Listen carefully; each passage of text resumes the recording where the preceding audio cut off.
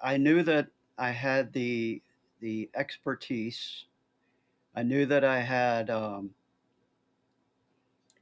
had the fear, but I had that burning desire to at least try it. And I didn't want to be the guy that on my deathbed said I should have, I would have, I could have. I didn't want to go to my grave saying I never tried it. Hey, everybody, welcome back to the Mental Purpose Podcast. I'm excited today because it's a special episode. I know I say that a lot. Today, I'm talking to my dad. And for those of you that have been a fan of the Mental Purpose Podcast, which so many of you have been for the last 2 years, and you've heard episodes with my dad, you'll know that they are chock full of gold because the guy's been in business for 40 years and he knows stuff and he's failed a ton and he's been very successful and he's failed again and he's been very successful. So today we're going to talk to my dad about fear, taking risks, and lessons learned around what? Around quitting. Now that we have the Quitters Club and we've got the mental purpose stuff and all the Quitters Club stuff that is going on, we've got our design masterminds, we've got our executive masterminds, we've got our courses, we've got a ton of stuff around quitting. Now that we have that, I thought, hey, there's a lot of people that reach out and say, I want to start a business or I want to quit my job and I'm afraid or I don't know how or what are the first steps or what do I do or how do I know I'm going to make it or where do I go for cash or whatever. We're going to talk about all of that today. So if you haven't joined our community, please make sure you do. If you haven't yet subscribed to the podcast, please, wherever your favorite place is, iTunes, Stitcher, Spotify, click that subscribe button. And if you don't mind, give us a 5-star review and a 5-star rating and a review if you'd be so kind. Be awesome. So today, here's what we're going to talk about. I don't need to give you an intro on my dad. You know him. If I have my dad on, you know the guy's got some stuff to talk about, and he's an authority, and I trust him. He's my number one mentor and coach. Meredith is a huge coach and mentor to me. Just someone I can trust 100% to bounce things off of. My dad was the original, right? He was the original coach and mentor for me. Still is. He was at my house last week, and I'm running over my entire business plan, my entire business model, my marketing, everything that we're doing with our courses, how we're building. I'm running everything by him because I trust his opinion because I know he believes in me. Yet he won't bullshit me. He won't blow smoke up my ass and go, "Yeah, great idea," if he thinks it sucks. So I appreciate that. And in the episode, we talk about that too. So here are the things we're going to talk about. We're going to talk about starting a business. We're also going to talk about how my dad quit his job that he was making a ton of money on. And against all these obstacles, decided because he didn't want to live with regret. Here you go. All right, here we go. Now, I know the intro was long. Like, what motivates you to leave the security of a paycheck? I know the intro was long. That's what my dad talked about in this 2-minute intro. I thought it was really important because he really succinctly put that, and it gets people thinking, like, what's beyond this? What's beyond this paycheck? What is possible? So we're going to talk about building confidence, talk about what's possible beyond the limitations that you have imposed on yourself or allowed others to impose on you. We're going to talk about how to seek opportunity and what opportunity the market has for you. We're going to talk about maintaining momentum, practicing patience. Satisfaction doesn't come from the money, and it doesn't. It just doesn't. It's not failure. It's a journey. The power of mentorship and coaching, positive mindset, keeping fear at bay. Like, you've got to believe in yourself, finding your niche, avoiding social fears and pressures, how to get out of the box, setting a time frame to work within, having courage and fortitude. Like, what actually is holding you back? We're going to talk about that. And we're also going to talk about how to react to things that happen to you in the story you tell. This episode is going to be awesome. It is. You're going to hear my cat in there. You're going to hear doors in there. You're going to hear my dad's alarm on his phone go off. Who cares? Fight through it. Get through it, because this episode is long, and I promise you, you are going to learn so much from it. So thanks for being here. Really appreciate you listening and supporting us. I hope you enjoy this episode. Thanks. All right, Dad. Welcome back. You know what's crazy? It's been over a year. I think March of 2021 is when we did our last recording was March of 2021 or released. which is crazy. Wow, Yeah. time does go fast, doesn't it? Well, Yeah, it thanks for does. having me back. Of course. It's nice I to be got back. so much I got so much fan feedback, fans of yours, people that are like, "Man, how cool is it that you're asking your dad those questions? I want to ask my dad those questions." And I said, "All right, well, then start a podcast and you'll have a forum to like dig in and find out the stuff that you wanted to know." So, this is going to be good, man. Let's dig deeper this time. Maybe we should have like a dad panel. We could have a dad panel. A Yeah. dad We know panel, lots of and then all the all the kids can ask the dad panel things. I don't know. It might work. You know what? I'm going to talk to Aaron. We're going to work on that. We'll work on that. A dad Um panel. Okay. So last time, let me just recap the audience for those. We have had a lot of new subscribers to the podcast, new people on the mental purpose community, um, and the new Quitters Club stuff that we're doing. So today we're going to talk about starting a business, quitting your job, and just quitting the general shit that doesn't work for you anymore, and the formula to be able to do that. Before we do that, let's recap what we talked about before. We've literally told your life story all the way up till the last one was you and me as a 4-year-old and mom in a body cast from a spinal surgery botched are sitting in the living room and you come home and say I quit my job, I'm starting my own business. And then this entrepreneurial journey for the last 40 years basically begins. And what's interesting about that is so many people ask me as an entrepreneur or ask you, like they take it at the surface and go, well, wasn't it scary? Or what did you do? And you can give advice, yet the advice is so surface level if you don't really understand how to like build yourself, how to get into yourself and understand yourself and your fears and your insecurities and that kind of thing. So I want to get deeper into that today. Well, I mean, there's nobody that started a business that can't say it wasn't scary. Sure. Uh, but since I was a kid, um, I used to watch all the trucks, the tractor trailers, and that really fascinated me. The trucks going in and out and being loaded and unloaded, and I wanted to I wanted to get more into it, but things happen, life happens, and I wasn't able to really wasn't able from the beginning to get into the shipping business. But later in life, I don't know if I told this story before or whether it's even relevant. Uh, I was out of school, not working, hair down to my shoulders. Believe it or not, I don't have any hair now, but full beard, and had a girlfriend, and we won't give a last name. Her name was Julie, and her father was a pharmacist wholesaler, and the mother worked at the privately owned vehicle lot at Dundalk Marine Terminal. So I was over at their house with my girlfriend, and her mother came in and said, "No one is going to date my daughter unless they're working." And I'm like, "Okay." She goes, "Monday, this is how it all happened. This is how I got into this business. Monday, I have an interview for you. I bought you a suit. You got to shave and get a haircut." I'm like, "Wow, that's pretty fast." I mean, this was like Saturday. Yeah. But I did like the girl, so I thought, well, maybe it would be a good idea if I got a job. I mean, sitting around doing nothing. Uh, I said, "Okay, well, where is that job?" And she said, "You're going to be working if they hire you for a custom house broker."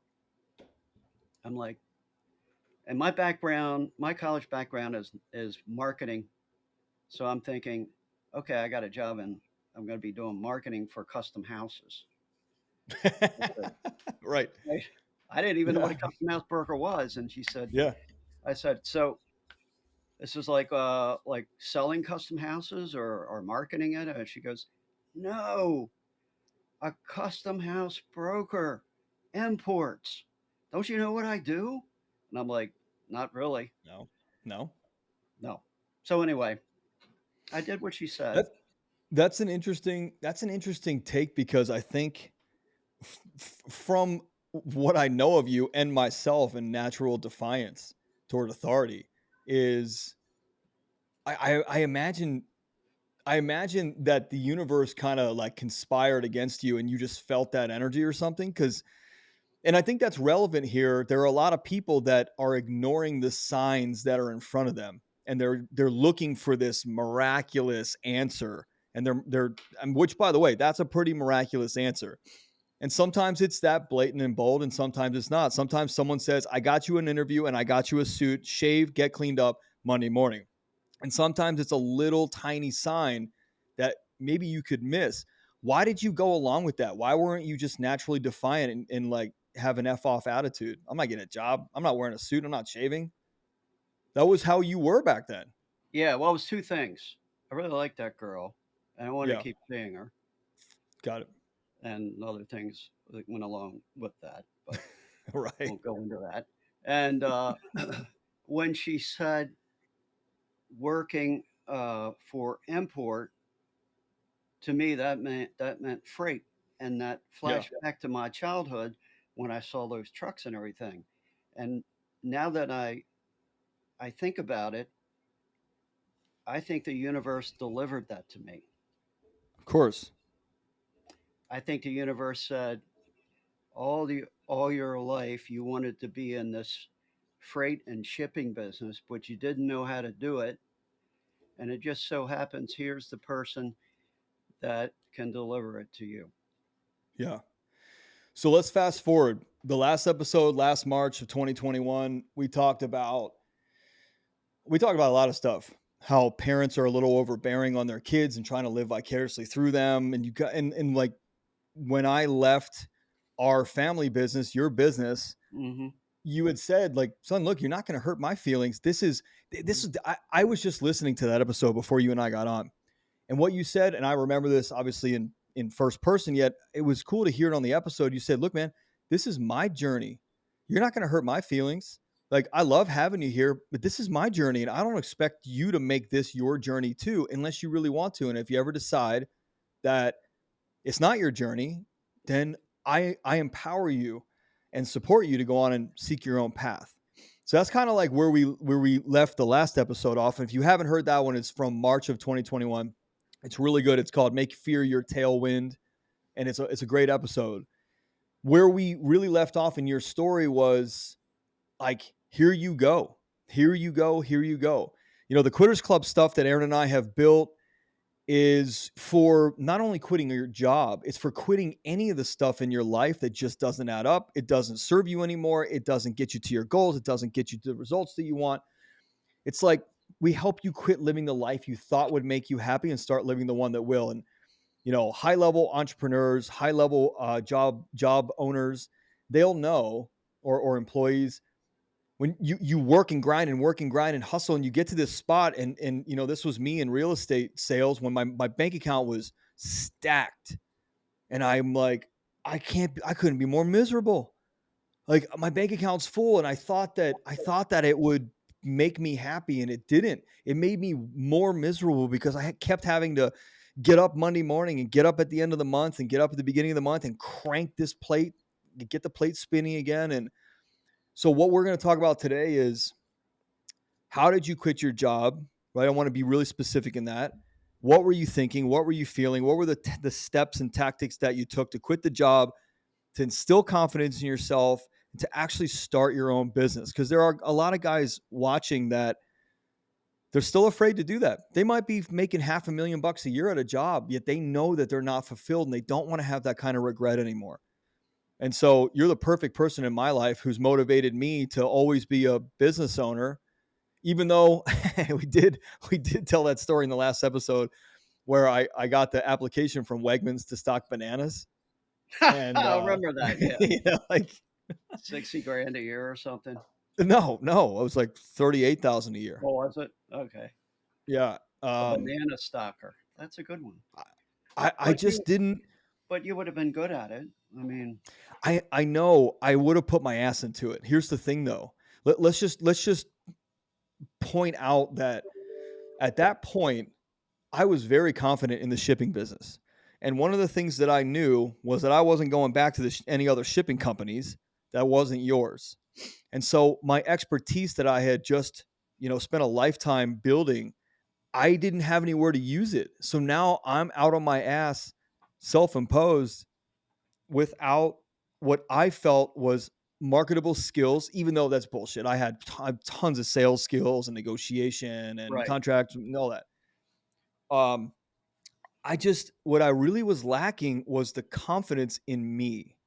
And so, one of the biggest things that I want to know from you, and I really want the audience to know, is when you left that job, how did you maintain or build or have confidence in yourself to keep going? Because I mean, I was scared, I was terrified, even though I had you to lean on and I had Mayor's confidence to lean on. There was many days I didn't think I could get out of bed. The sheets felt like concrete, and I know our audience. Some people are going to feel the same way. Like the sheets were Mhm. concrete. I couldn't get out of bed. My anxiety was just pounding. So how Mhm. did you have confidence? How did you maintain that? How did you build it? How did you have it? So, what really motivates you? What motivates you to I I I say take such drastic measures to leave the security of a paycheck and your family depending on you? What motivates you to do this? I used to listen to Tony Robbins tapes a lot. And one thing I heard from him that stuck in my head was if you really want to do something, feel the fear and do it anyway. Yeah, I've seen that one. I used to I listen had, to those tapes with you, by the way, in the oh, car. oh, okay. So you probably heard that tape. But I knew that I could do it. I knew that I had the expertise. I knew that I had well, I had the fear, but I had that burning desire to at least try it. And I didn't want to be the guy that on my deathbed said I should have, I would have, I could have. I didn't want to go to my grave saying I never tried it. I knew there was a chance for failure. Anytime you go into this small business, there's always that chance for failure. But you know what? I took that out of my mind. I said to myself, I'm never going to fail because fail's not in my vocabulary. This is going to be an experience for me. And I know I can do it. And I want to prove to myself and my family that I can do it. But some people aren't cut out for this. You have to have that burning desire to trudge forward because it's like a roller coaster. And you already know that you're in business. Yeah, It's never the same. The next day may be totally different. You're going to go through ups and downs. You're going to go through all kinds of things. But I wanted to do it. I didn't have the money to do it, um, but I still had the desire to do it. And I had such a desire that I said, I'll figure out a way to do this. And of course, I told your mother I was going to do it. And I guess there was some support there, but there was a lot of fear there too. sure. Uh, but I went ahead and did it anyway. And well, it took a while because you put together a business plan and you go into the bank and you go, okay, I need $50,000. I'm going to start this business, and the bank looks at you like, are you kidding?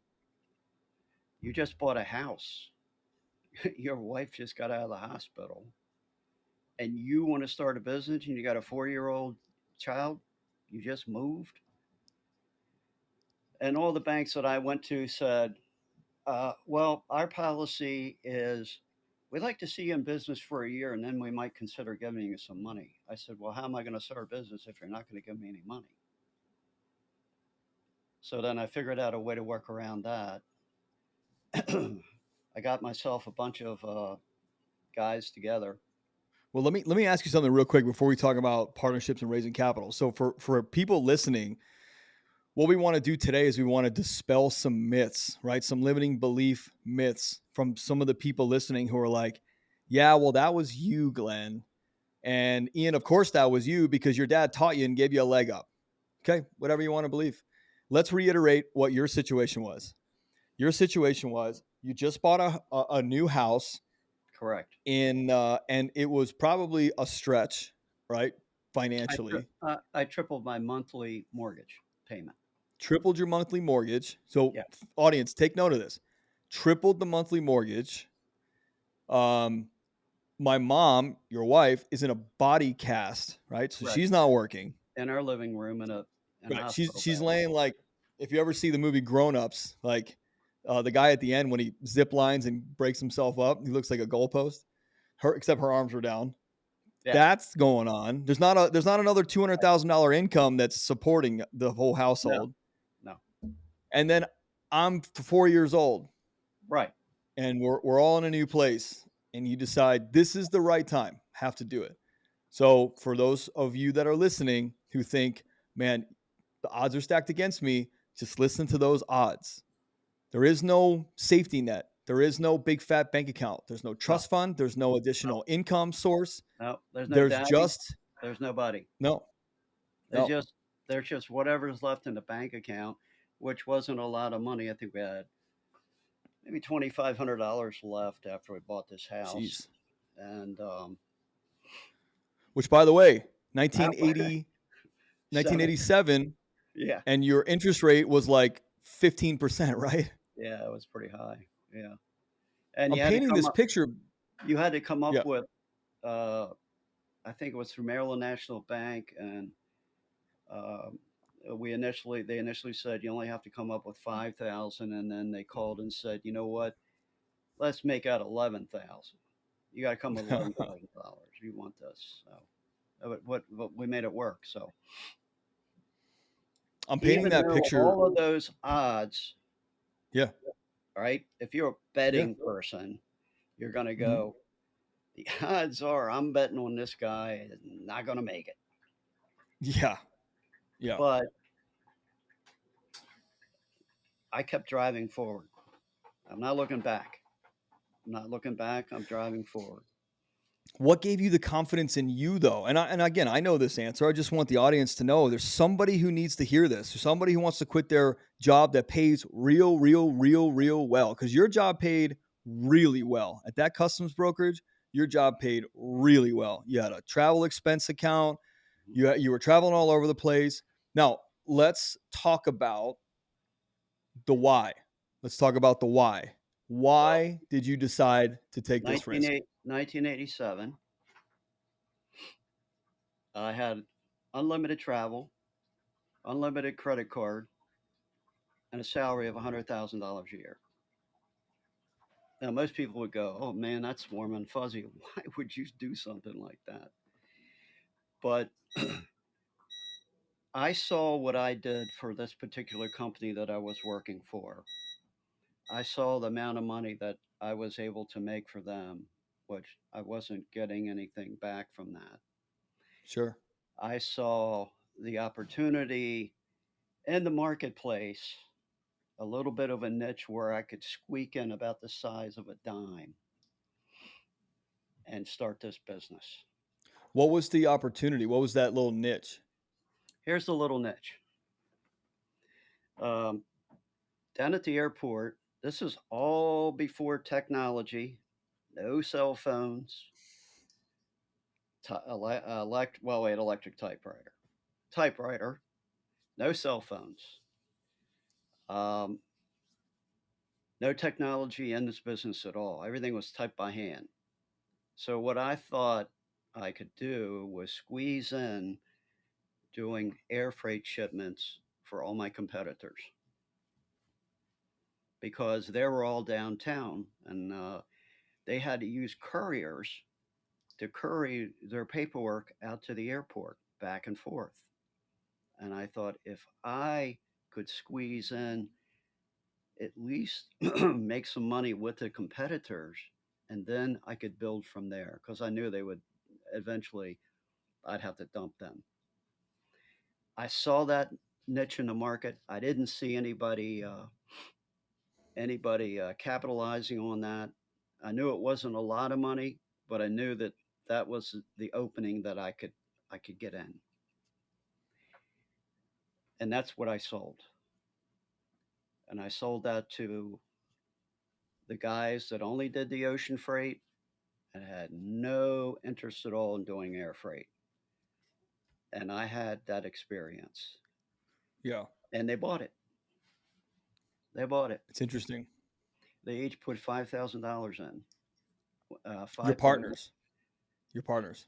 Five partners. That's where I got the money, the seed money to start this It's interesting. So thing. somebody,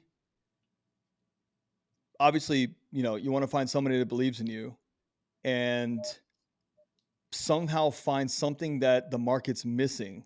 I think today with technology, it's kind of scary or weird or difficult to find what the market's missing. However, It's still there. it's still there. You just Because have it to look doesn't maybe matter. harder. It doesn't Yeah, matter. yeah. You just have to look harder. Yeah. So then there's like here's the interesting thing. I think and we talked about this in the last episode as well. People want certainty, right? I read this article that said America's number one and number two addictions, heroin and a monthly paycheck. The number one and number two addictions, right? How do you maintain your momentum day after day, week after week, month after month, when the stuff is just it takes time. Like you were at my house out in LA a couple weeks ago. Oh shit, like last week. And I said to you, like, I've been building this for 2 years, funding this for 2 years. Aaron and I joined forces last summer. We've been funding and building this for the last year. It's the slowest business I've ever built. However, it's successful by anybody's standards. However, to our standards, it's just not there. Yet Aaron and I have to figure out all these little tiny things, and it just takes time to figure those out. It takes Hmm. time to test. It takes time to do this, and this. Hmm. How do you maintain that confidence and keep going when you wake up after 4 months and you're like, damn, I haven't made any money. I don't know what to do. You mean how do you maintain confidence when the first year you made $19,000? Right. Yes. I was gonna say like the first That's year what you I made made. 19,000 bucks. Yeah. Yes. I went from $100,000 salary, Yep. unlimited expense account, everything being done for me, to cleaning the toilets and everything else for 19 grand a year and working, I don't know, 18 hours a day, 5, 6 days a week. But that is the part that separates you from the true entrepreneur and the guy that is quitting his job, his paycheck job, thinking that it's going to be the same. Like It's grass not. is greener. It's not going to be the same, and it never will be the same. Yeah. That's the true entrepreneur. You dream it, you follow your dream. No matter what happens, you follow your dream. Yeah. And we all want things to happen like right away. We want Yeah. instant gratification. You don't get that when you're building a business from scratch. You won't get that. You'll get things where, hey, that worked really great. Oh man, I'm on the right track. And the next day something else, and you're like, what happened? And then you've got to shift gears, and you got to go in a different direction and make it work. And you have to really continue to believe in yourself and the dream that you have. Uh, Yeah. and I think we talked about this before, Ian. It takes a lot of patience. You have to Yeah. slow yourself down, and you have to like look at everything. Sometimes the best answer to something is not an answer at all. Sometimes it just works out for itself. Now, I believe that if I could make $19,000 for the first year, and also I was on a bet. I don't know if I told you that. All of Yeah. my competitors at the airport, when I opened Ian International, bet that I would not make it 90 days, Hmm. and that motivated me. And I said, "Shit, I'll Yeah. make it 91 days." Right. Right. Way Right. went way past that. Well, it's 25 years later or something, and all those competitors are gone, and I was still there, doing what I was doing, and doing pretty well with it. Um, I can't tell you that there were times when I questioned myself, like we all do. was Sure. this the right was this the right thing What to the do? hell am I doing? I can't tell you that going down the Beltway, I pulled alongside the road and cried and said, "Shit, I'm not getting a check this week." Right. I can't tell you that because it's all that was all true. But the satisfaction doesn't come from the money. When you're a true entrepreneur and you have that drive, it doesn't come from the money. The money is symbolic of what you are doing. The satisfaction comes from the growth of your ideas and your thoughts about what it could be and how you get there. That's the motivation. Money is secondary. I mean, I was making $100,000 a year in an unlimited expense account, but I wasn't happy. I had money in the bank, but I wasn't happy. I just I wasn't happy. I think I needed to break away, and I needed to chart my own path and do what I had dreamed about when I was like 6 years old. That I wanted to start my own business, and everybody I told that to, they were like, "Oh yes, you're right." But all these people were working for a paycheck, and if you work for a paycheck, you don't really understand that. No, there's nothing wrong with that, by the way. We're not saying there is. Just saying Yeah, if you're destined and on the trajectory to entrepreneurhood or self-employment, you're gonna have to face things that employed people don't. no, right, Period. right. You're gonna and really what's interesting is you're gonna have to face them within you.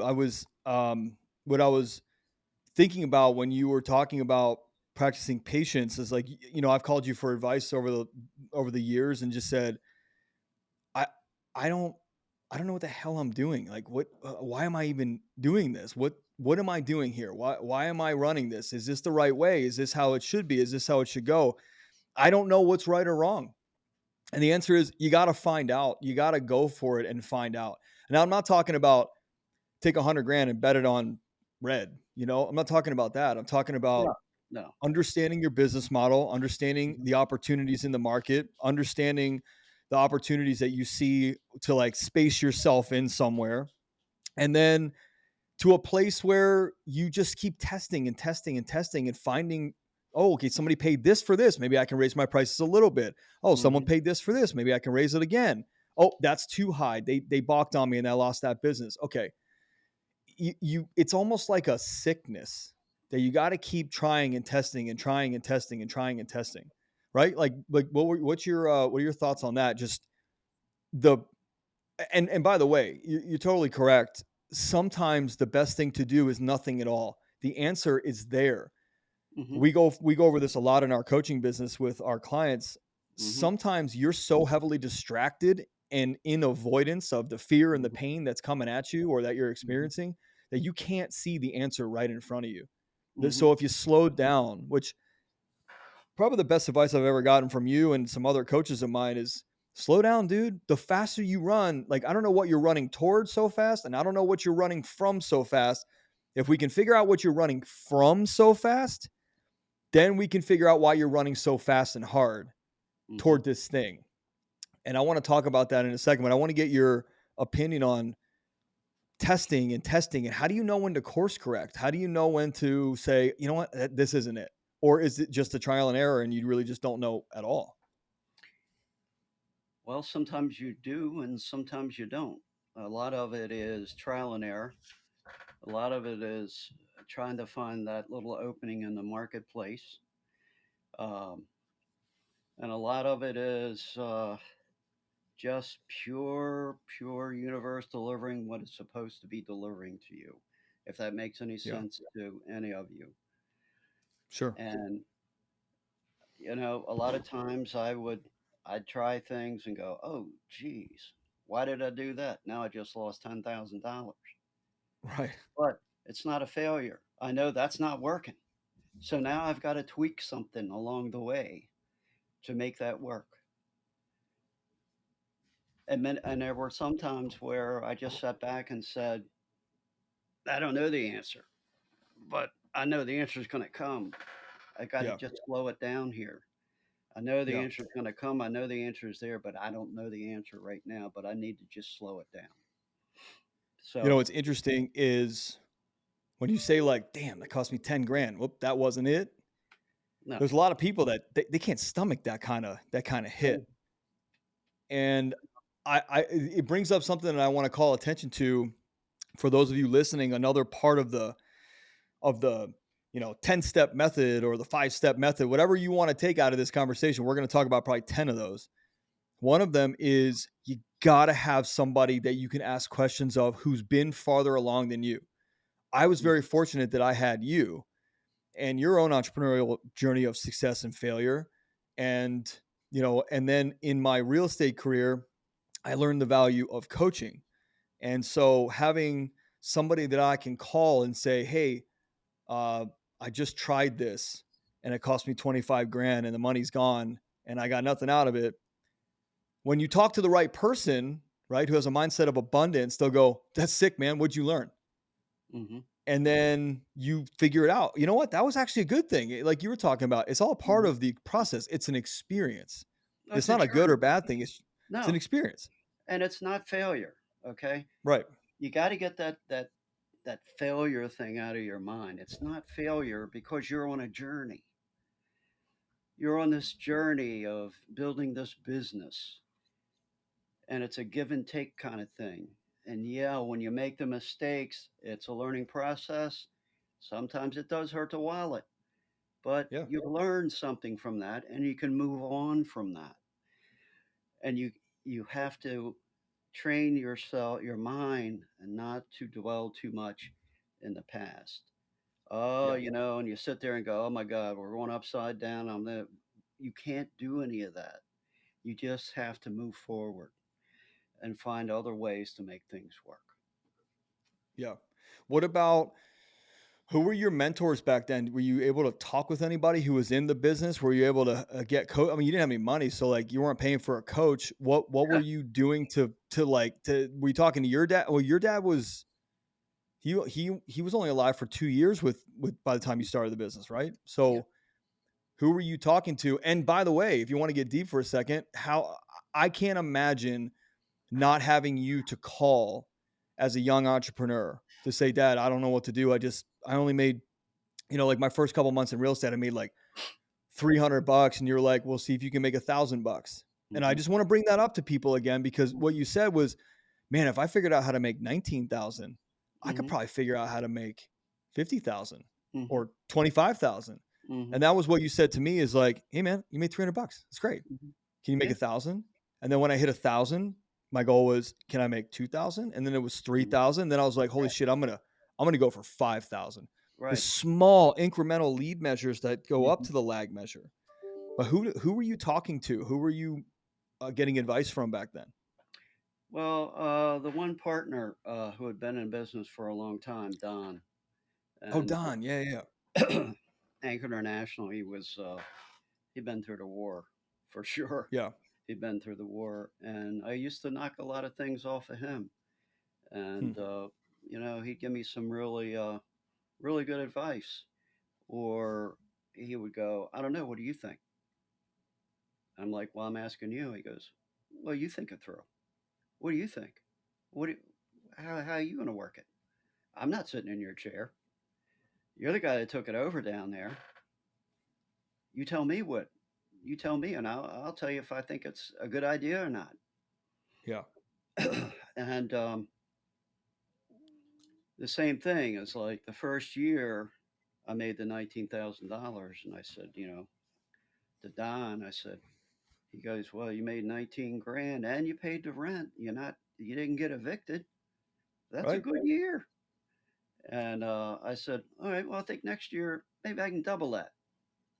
He goes, "I think you can."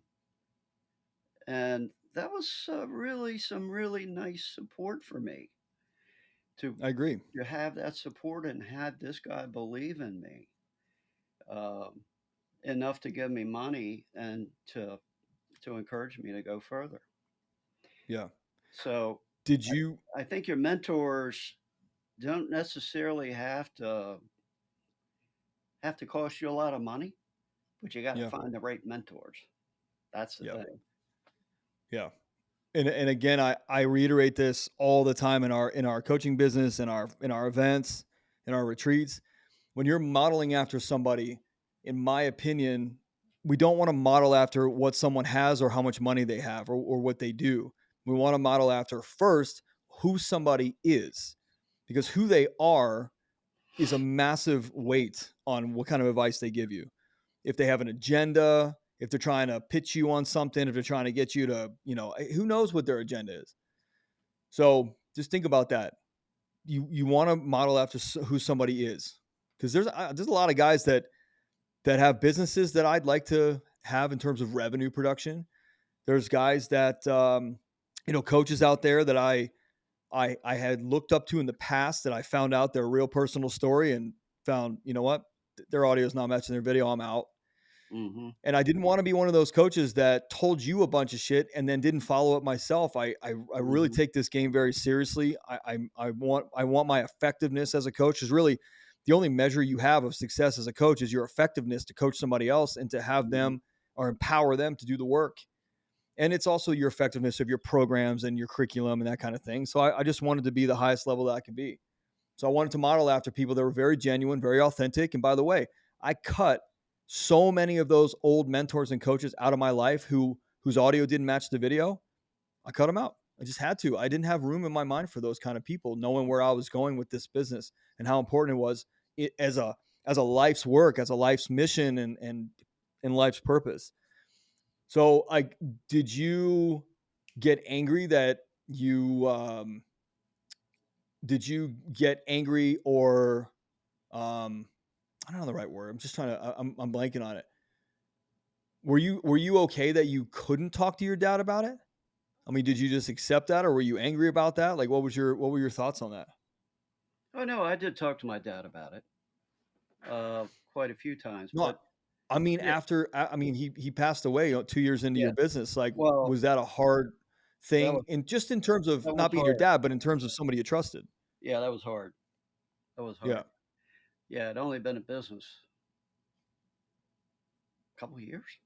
Died in '89. Yeah. Yeah, a couple of years. Yeah. But we come from a family of entrepreneurs. My Right. father had his business. My uncles are all entrepreneurs.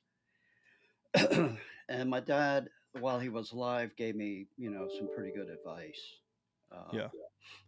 but it didn't last that long. I mean, he passed away suddenly, when I was under this thing for 2 years.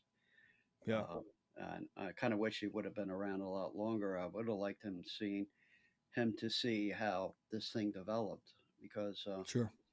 you know he was behind me. He didn't have the money to give me, but he was behind me, supporting me with this thing, Yeah. this dream that I had. But I guess he probably spiritually saw what was Yeah. happening. Watching over you. Yeah, I think so. Like, get a little closer to the mic if you can. All right, Yeah.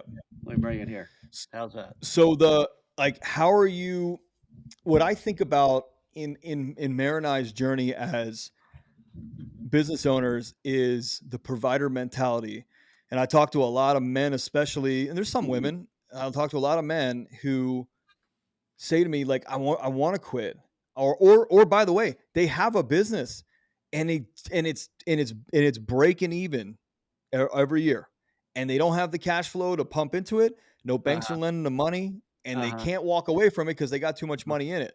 And Right. they, and I, what they talk to me about is that provider mentality where they're like, man, I don't want to step out right now. I provide for my family at a high level. I'm not willing to take that risk. Then you got the other side, which is, man, I jumped out. I started this business. Like, what were you thinking making $19,000 a year as a provider thinking, man, God, I'm not doing shit for my family financially. Where's that weighing on you? I mean, I know it weighed on me hard, like really hard, just in societal programming. It weighed on me hard. Plus, actually, to be fair, it weighed on me the level at which you were able to provide for the family when the business really got soaring. The lifestyle that you were able to provide us, Oh my. I never thought that Yeah. I could match that. Unbelievable. Yeah, it was an Yeah, unbelievable yeah. lifestyle. That's for sure. But that took a while. Well, here's the So thing though. that didn't bother me. I said, okay, it's working. Yeah, all right. It's working. We paid the bills barely. The family's eating. We have a roof over our head. Now, let's see what I can do next year. That motivated me. Yeah, If I could make 19 grand from scratch, that's a yeah. startup, right? For whatever reason, the lobbyists always want to do these freaking startups and not buy into a company, but that's okay. It's more of a challenge. And I felt that I was motivated to take it from there and take it to the next level. Yeah. And I didn't think for a second that I'm not providing for my family. I'm not doing, what I should be doing. Oh my God, what did I do? I made a big mistake. I didn't even think about that. It just didn't How are dawn you on me. how are you dealing with the fear and anxiety? Like, what were you doing to grow? What personal development, personal growth wise, what were you doing to actually grow yourself? And how are you not feeling that fear and that anxiety and that worry? Like, how are you not feeling that? How are you keeping that at bay? Well, I think I was so focused on and so motivated after that first year that I didn't let fear bother me. Hmm. I was focused on, okay, I did 19. All right, I can double this or triple this year. Um, it just never crossed my mind that it wasn't going to work. That's how motivated I was and excited about it. And Why not though? I'm curious about that. Why did that never creep into your brain? It was so transactionally easy? Like, I got these clients, they're doing this. I know how to market and get this going. Like, was it that simple in terms of the logistics and transaction, or what was no, it? no, I got 5 clients coming out of the gate. First year, I lost 3 of them, Hmm. and I was down to two. And then that's how what happened with the 19,000 because I should have made a lot more than that. But you know what I said? Okay, well that one's gone. I'll get another one. Sure. That's just the way I thought. It just didn't bother me. I was so focused on, I can do this, I can build this business, I can make it work. Uh, I just went straight forward. I never thought that it wasn't going to work. I never Sure. thought that. There were times where I thought, man, it would have been easier to get a paycheck. Yeah. Yeah. When you got some bad months, you know what you get, right? You got a bad month. You got people working for you. They're all getting paid. You're not getting anything. You're Sure. like, you're like, oh, maybe I shouldn't have done this. But then, that's a fledgling thing. It comes and it goes. And then when you get super months where you're doing really well, you're like, wow, this is where I'm supposed to be. Yeah. Yeah. Yeah. That's the But roller what coaster about of being in business. yeah. What's interesting is I also had that I know I can make this work. Like I know I can make this work. I got to make this work. However, being honest to the audience, like I also thought to myself, and by the way, audience, for those of you that know our coaching, like we get real deep into the programming, the traumas, the bullshit. And so I think that you and I have talked about this before. What I was also processing was, will I ever fill those shoes? Will I ever be good enough? Will I ever reach the heights my dad reached? I think part of my motivation going into the shipping business, a small part, still was there when I've learned over the years from my own journeys, is like I didn't think that I could actually build a business like you. And so I figured, well, I might as well join him in business. I like it anyway, and Right. I'll make money there. Has nothing to do with you, by the way. That's my own shit. Yeah. And then when I got out of the shipping business, it was very rough. Teaching swimming lessons for $10 an hour, getting my real estate license all summer, And starting the my real hair, estate business in yeah, September of 2012. hair being burned off your And arm. yeah, hey, do you remember like I was taking odd jobs? People don't think about this. This was only 10 years ago, literally. I know. Like Meredith worked for the place where we got married, and one of the guys like, "Hey man, we got to make a wine run down to Florida. Pays I pays remember that. $500. You want to go?" And I said, "Hell yeah, dude." He goes, "You got 24 hours." I said, "No problem. I'm a road warrior. Let's roll." I And we remember that. rolled. Yeah. And I was doing odd jobs just to make bucks because I just had this survival mentality. Well, However, you were in survival mode at that time. in my real estate business, at least for the first 2 years, even though I was very successful out of the gate, I never felt successful. The bank account showed a measure of success. But remember, like you said earlier, Dad, money is only a small measurement of success. If you don't feel it inside, the money's not worth shit because you're still tortured. So I was Mhm. tortured. I made 100. I technically made $212,000 my first year in real estate. Right. The brokerage I worked for took 50% of that. So I made Oh, $106,000 my ain't that first year in nice? real estate, That's what I right? don't like. Didn't do jack shit for me that first year. Now, Yeah. what they did do, and what I have to give credit to, is Madison Hildebrand, who was a guy on Million Dollar Listing way back when. He's a Malibu, California guy. I watched an episode and a YouTube video about him in real estate, and he said the number one thing to success is when you get in the business, get a great mentor. So we're kind Mhm. of circling back to mentors. So I got a fantastic free mentor Mhm. when I joined the business. It was my manager at that Coldwell Banker that I was at. I'm telling you, she was really good, Kelly. She was really good. She taught me. She taught me fast what to do, what not to do. She taught me all like the pitfalls. She taught me how to just get deals done fast. And did Coldwell Banker deserve it? No. So forget about them. Kelly probably deserved it more than the brokerage. Now, Well, here's the question. in those first couple years, even though I was making a lot of money, the fear in me was It's all like gonna if go this away. thing, well, that yeah, Yeah. it could all just go away. You know who I programmed from that, Yeah, I know. and right, I'm I'm not going still to say it. I'm still dealing with it. Uh, Yep, and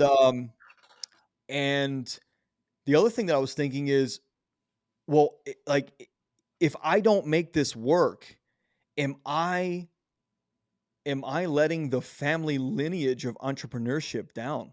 And although that sounds so crazy today, That was what was going through my head. Every day I'd come Mhm, home and I'd go, I don't see any way I can build this like my dad built his business. How the hell am I going to do that?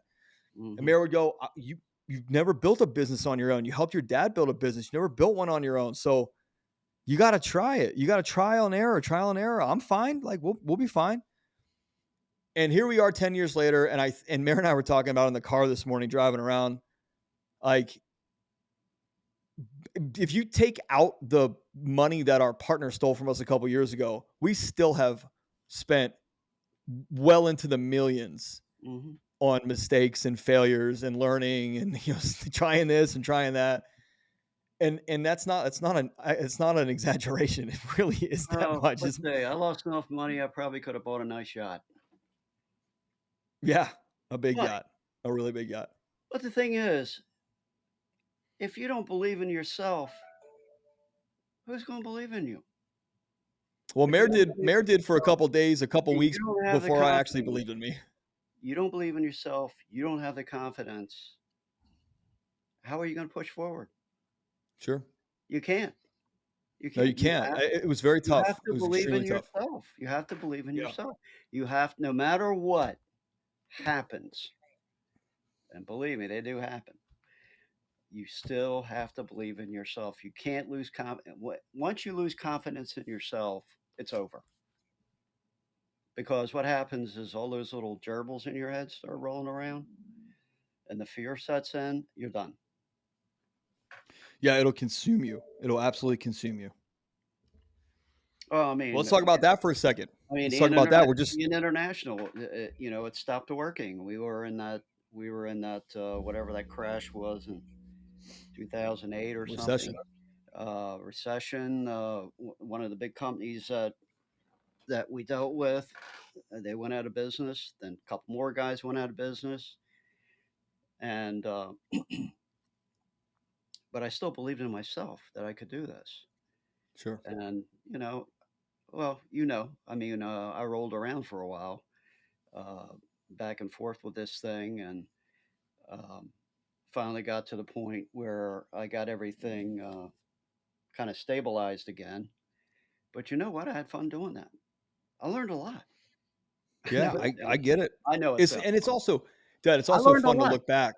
It's Yeah, I also learned fun a to look lot. back. I learned a lot, and what I decided was I'm not going to fight with these. I'm not going to fight with these big boys. I'm Yeah, not going to fight over. I'm not going to scratch over peanuts with these big guys. My next company, which is the third one now, is going to be a boutique. I'm going to take the people that get kicked out of the big guys, and I'm going to hold your hand, and I'm going to walk you through everything, and I'm going to take your calls, and I'm going to listen to you cry, but I'm going to make a lot of money on you. yeah, That's as simple as that. And yeah. you It's know what? boutique. There's the niche.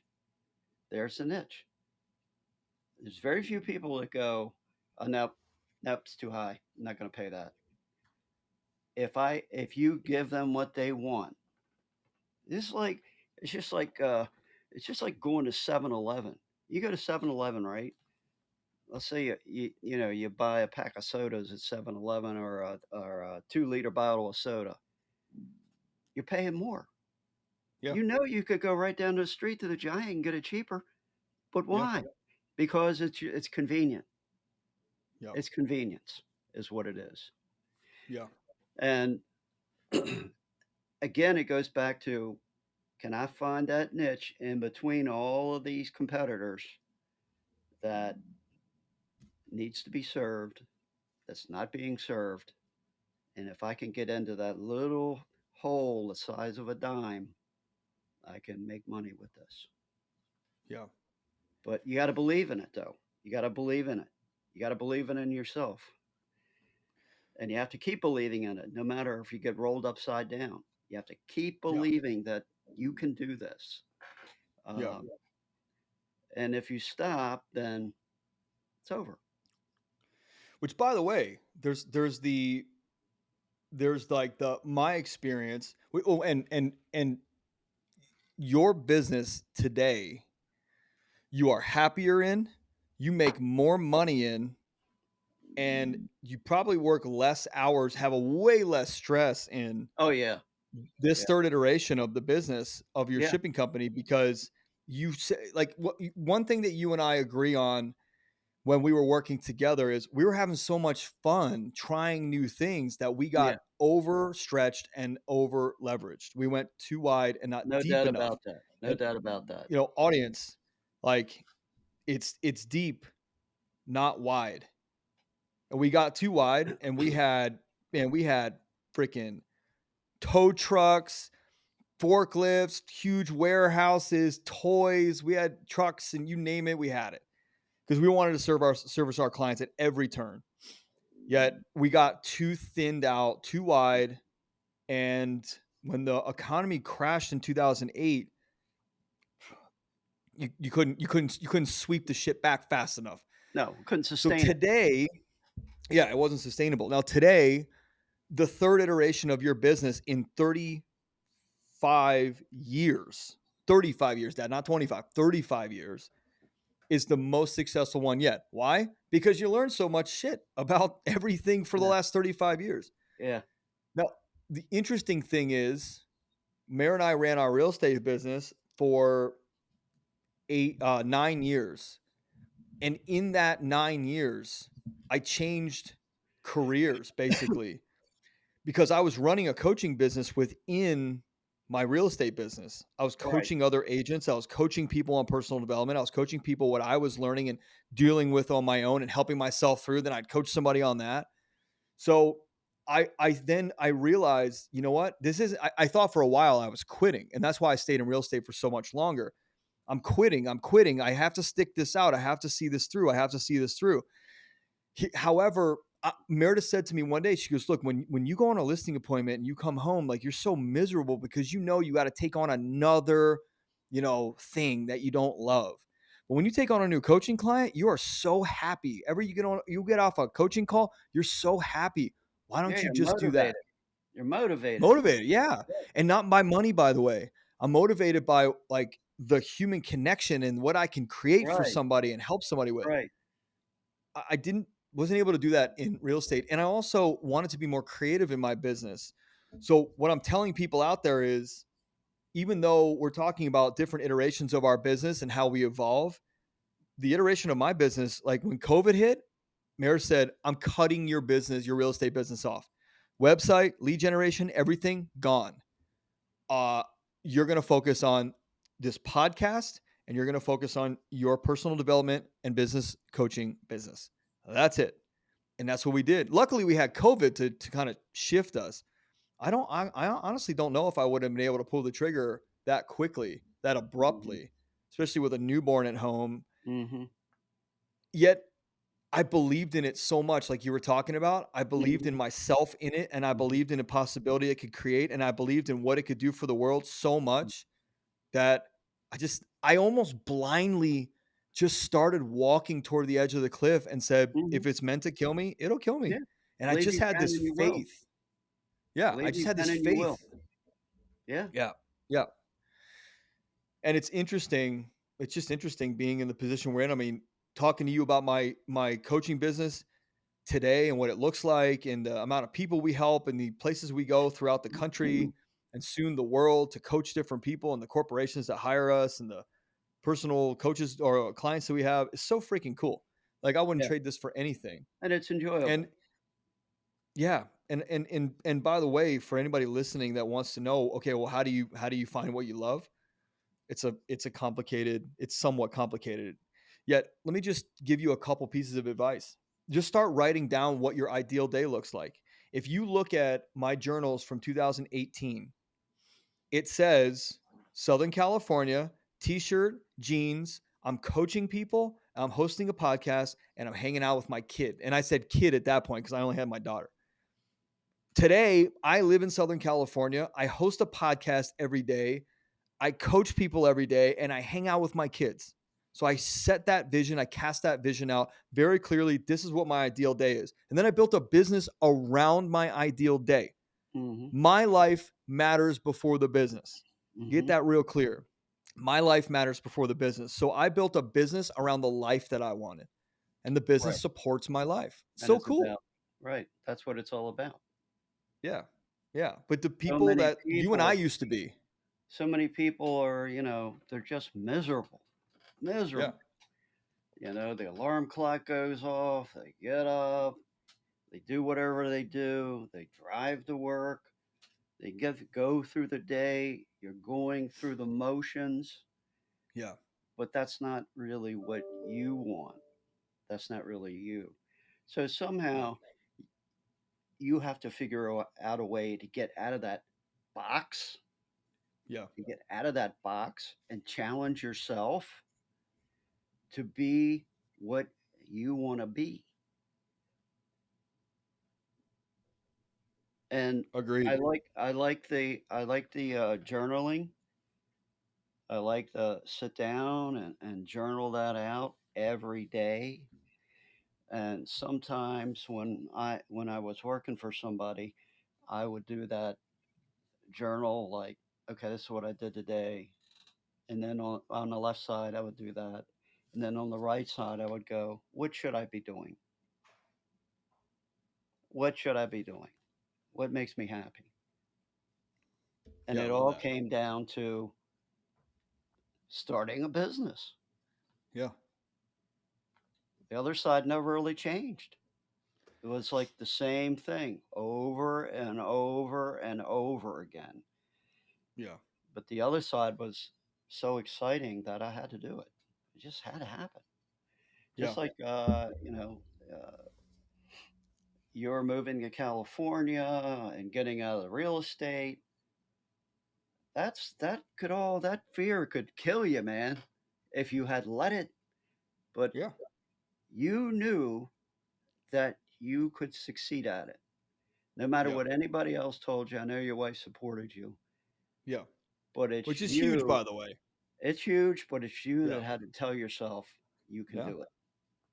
You know, what's interesting is a lot of people that I talk to will say, I really want to start a business and I know I could do it. I'm a great, accountant, or I'm a great lawyer, or I'm a great this or that. And I know I could do it. I But just I'm not willing to deal with the risks associated. And I'll say, well, what risk is that? And they'll go, well, losing money and this and this. And I go, well, your company could go out of business and you could be shit out of luck. Your boss could be spending money on hookers and blackjack in Vegas and bankrupt the company. I mean, you never know. And anything, and I think what people are saying is, I don't want to deal with the implications of what failure looks like on the other side, the implications on the other side of failure. If I go into business and I fail, people are going to judge me. I'm going what to feel will like they a think? loser. What What will will they they think? think? Right. Not Do you know how much that necessarily holds people what back? not necessarily what you think. No, no. It's what is everybody else gonna think? I'm a loser. Right, right. I mean, that's a big thing. That sticks Yeah, in a lot of people's heads. And I've yeah, had a couple guys say that to me. Uh, I wanted to start this little trucking company, but I don't know, man. If it doesn't work out, you know, all my friends are gonna go, why do you ever try that? Now look at you. right, I so right. what? You got to start over. Start over. No big Yeah. deal. But But that fear, that social fear is a lot that keeps people from doing what they really want to do. yeah, there is a probably a good year where Mary and I were ready to move to California, and all we kept thinking is, what are our parents going to think? Um, and I'm just writing that last line down, and we kind of held us back because I thought my dad will be totally fine, your dad will be totally fine, so let's isolate those two. They both will be like, oh, that's great, awesome, support you, love it, it's great, follow your dream, like any parent should want their kid to do, right? Sure. Our moms were not going to play that same game. And there's Oh nothing no, for wrong with that. There's nothing wrong with that. I'm just saying Mare and I technically were a little fearful of what a move like this would bring up in our moms, and the guilt that they would throw potentially, or the up being them being upset or them being hurt, and we just didn't want to deal with that, so we kind of held back. So I understand that social fear, and you just have to figure out when you're 80, 90, 100 years old, if you get to that, that level age, like, are you going to sit there and go, fuck, I should have done that. Yeah, I should have done that. I should have yeah, taken a chance, man. I know I could have done it. And now you got to live your life not knowing that you're not going to do it, and you're yeah, going to die with regrets. yeah, And Mare and I finally said in like in the beginning of 2020, we're like, that's it. We're not going to live with regrets anymore. We're moving. June 1st, 2020, we're out. And then obviously you know what happened. So yeah. next year comes along and things were still a little wishy, and I said, you know what, let's wait till the end of summer, let's roll out right before Ella starts school, we'll take a road trip, it'll be great. So we set the date. And by the way, that's another piece of advice in the structure of how you do this, how you quit something, how you start something, how you take a chance on yourself, is you set a time frame to work within. If you Hmm. don't do that, then any time is a great time. Next year, 10 years, 20 years, tomorrow. Yet if you set, I'm within the next 200 days, I will have this done. Then what you can do Hmm. is you can say, there's 200 chances, if I'm going to work once a day on this, there's 200 Hmm. chances for me to get this right, or do this, or get it set up, or get it planned, or execute, or whatever it might be. So you got to set a time frame to work within. When you do that, you'll be very successful. And guess what? Well, Sometimes the yeah, time frame pushes. that's one thing I did.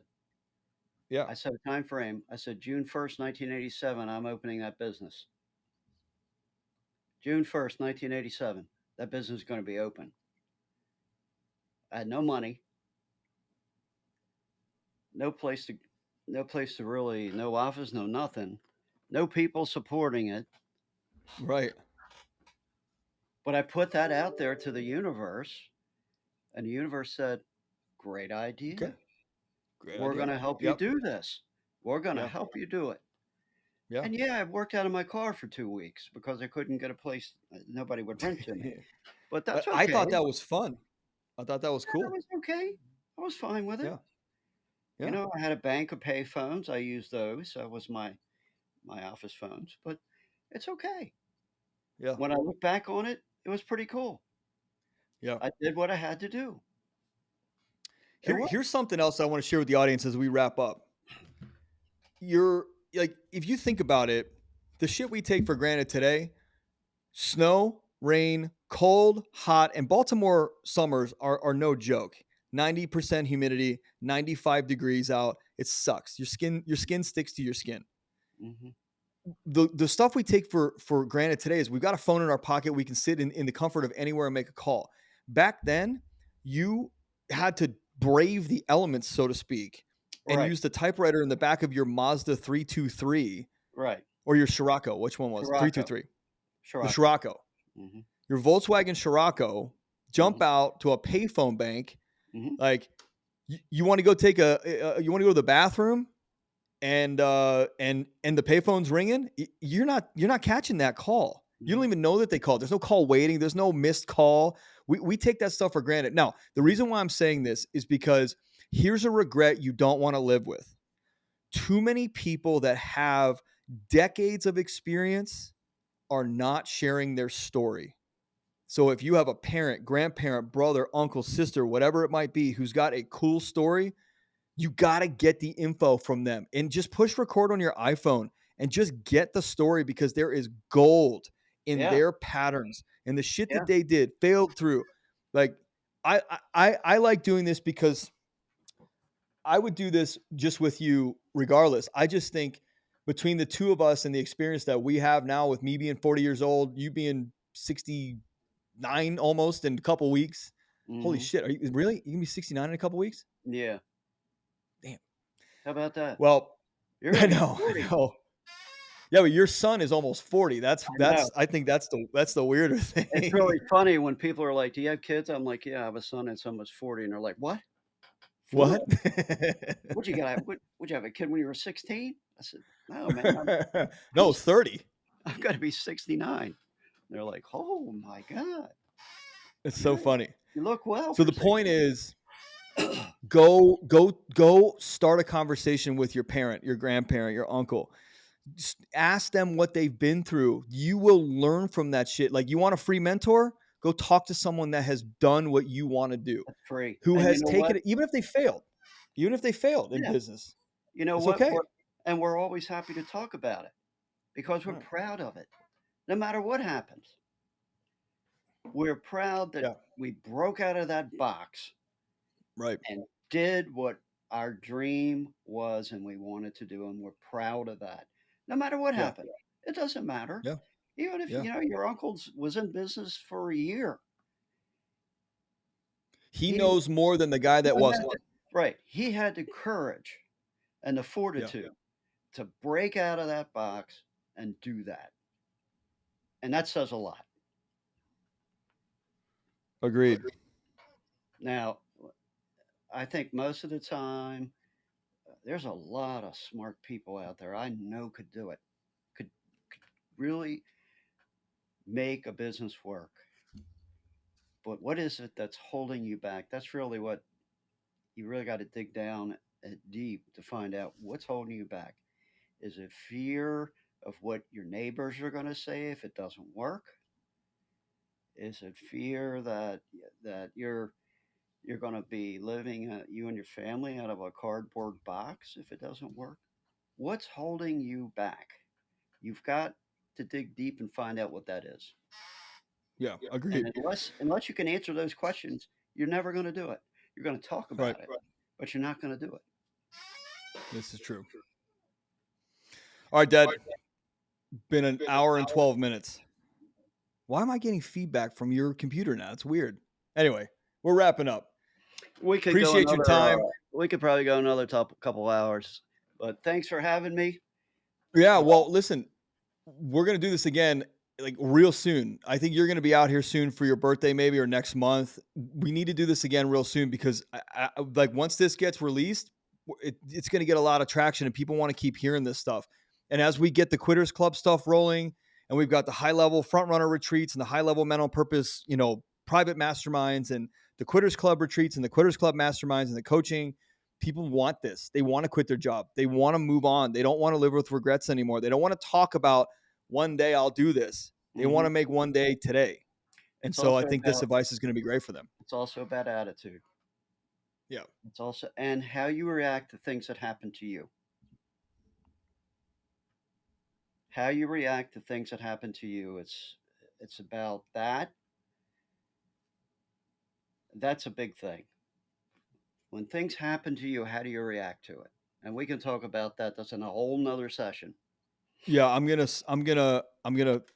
to start with that next time. All right. Let's wrap.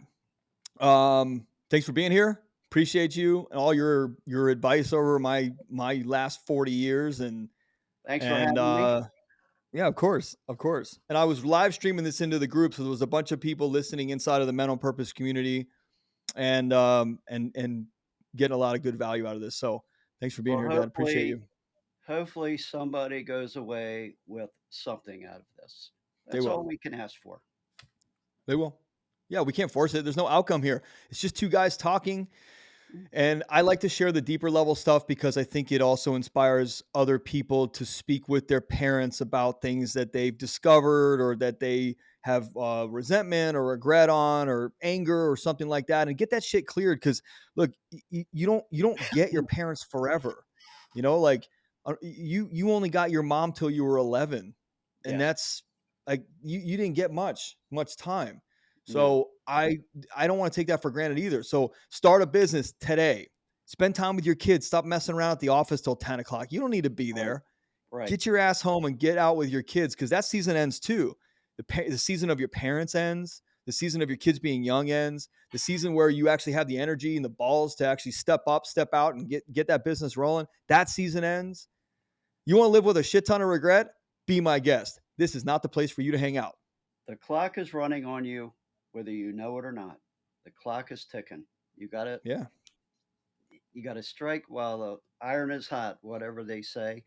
But Yeah. the other thing is, I remember when, and I'll only be another second. I Sure, sure. remember when Ellis was first born, and I said to you, spend all the time you can with your kid because you're going to turn around and they're not going to be kids anymore. It goes Yeah. fast. Yeah. It goes Yeah. fast. And I can't believe she's 6.5, just about. I know. She's not 6.5 yet.